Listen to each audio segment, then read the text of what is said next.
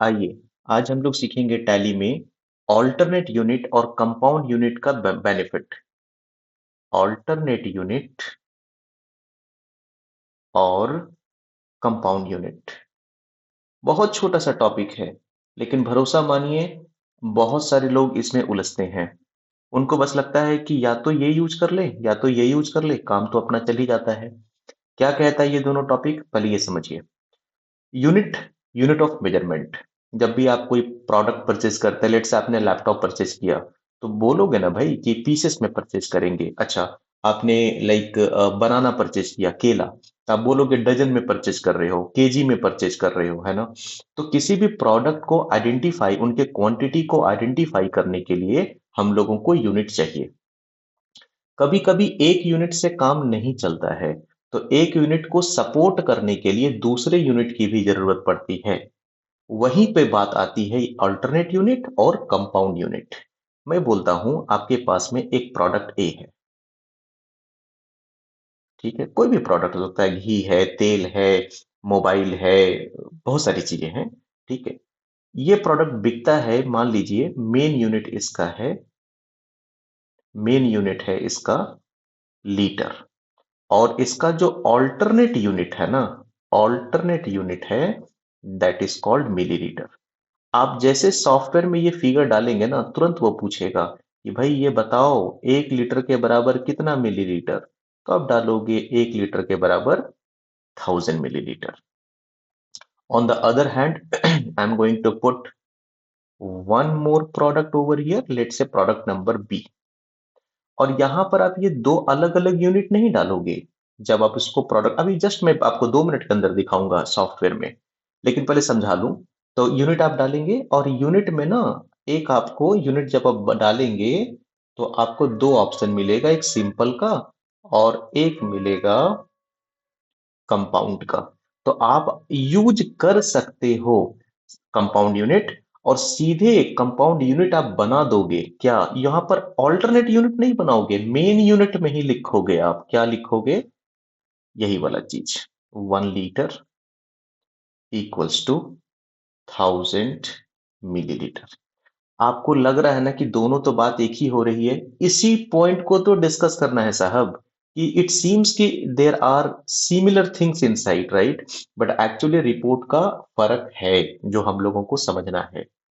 मैं आपको दोनों प्रोडक्ट के साथ में लेकर के दिखाता हूँ, और फिर मैं दिखाता हूँ कि फर्क आएगा क्या। बने रहिए मेरे साथ, आइए टैली सॉफ्टवेयर में। टैली टैली टैली, चलिए। एक प्रोडक्ट हम लोगों को बनाना था ना, प्रोडक्ट नंबर ए, है ना, ये देखिए। तो product number A, that could be any product, randomly I am just taking it. So stock item हमने बना लिया, ठीक है, और यहाँ पे हमने डाल दिया प्रोडक्ट ए। यहाँ पर आप देखेंगे यूनिट्स, आपको क्या लेना पड़ेगा, 1 मिनट मुझे ये डिलीट भी करने दीजिए, ताकि आपको समझाने में मुझे सुविधा हो जाए। ऑल्टर में जाते हैं, हालांकि कोई बड़ी चीज नहीं है, वो आप ऐसे भी समझ सकते थे, but still let me delete this one. ये डिलीट मैंने कर दिया, ये भी डिलीट मैंने कर दिया, और ये भी डिलीट मैंने कर दिया, ठीक है। तो हम क्या करेंगे, क्रिएट में जाएंगे, स्टॉक आइटम में जाएंगे, एंटर करेंगे, और हमने बना दिया प्रोडक्ट नंबर ए। इसका यूनिट हमने क्या बनाना है बोलो तो, लीटर। क्रिएट में जाएंगे और हमने बना दिया लीटर। आप पूरा नाम लिखना चाहते लिख सकते हैं।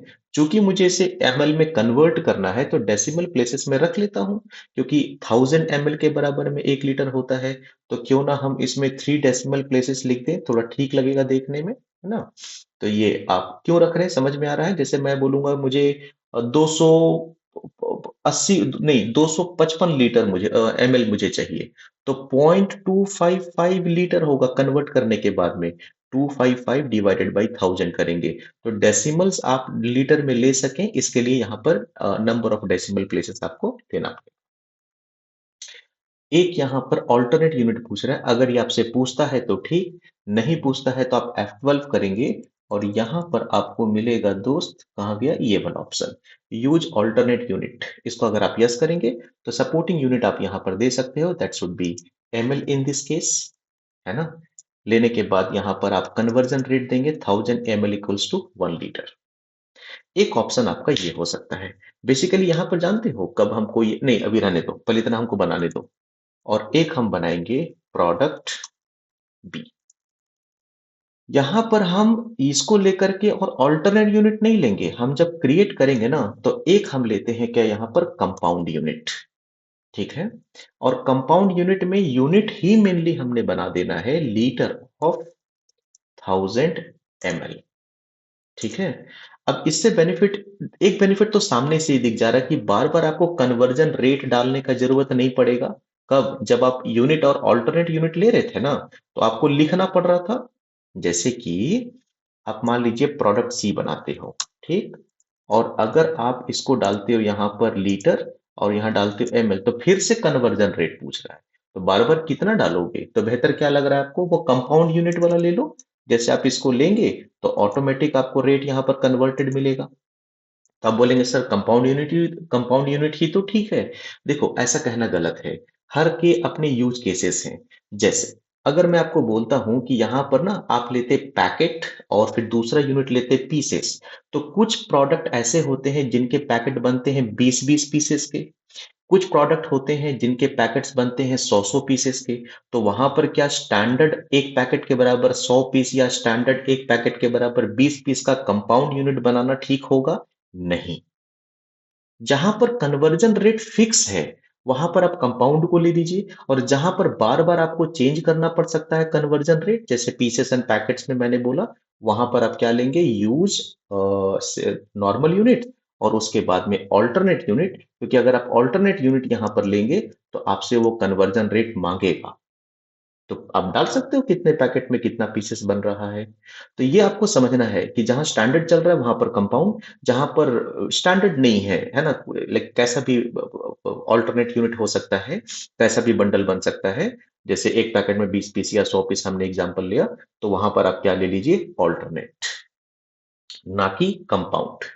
अब ये बनाने के बाद ये तो बात की बात होगी, इसके बाद रिपोर्ट में क्या मैटर आएगा। देखो मैं क्या करता हूँ, परचेज में जाता हूँ, मैंने रैंडमली यहाँ पर परचेज कर लेना है एक एक बार मैं परचेज करता हूँ प्रोडक्ट ए। ठीक है, एक एक लीटर ही परचेज करते हैं, मान लीजिए 100 के रेट से, और प्रोडक्ट बी भी हम परचेज करते हैं 1 लीटर 100 के रेट से।